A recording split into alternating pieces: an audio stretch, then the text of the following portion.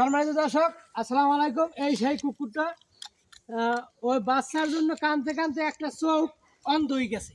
মানে মানুষের যেরকম বাচ্চার জন্য মায়া, কুকুরের তেমনি দেখেন।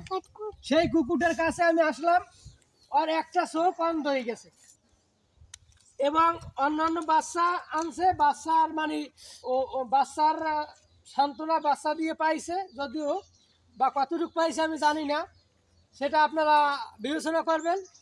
কিন্তু মেন বিষয়টা দেখেন যে সে কানতে কানতে একটা চোখ অন্ধ হয়ে গেছে। একটু কাছে এনে দেখাও, একটা চোখ অন্ধ হয়ে গেছে আর একটা চোখ ঠিক আছে।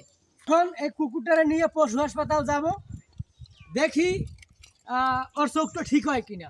যদি এখানে আমার 10,000 বা 20,000 50,000 টাকাও এখানে ইনভেস্ট করা লাগে, আমি করবো। কারণ হচ্ছে এই কুকুরটার জন্য আসলে নিজের সন্তান, যার যার সন্তান আছে, সন্তানের ব্যথা বুঝবেন। দেখে এটা পশু, 8টা বাচ্চা এই যে সুবাইয়ে পানির মধ্যে মারছে।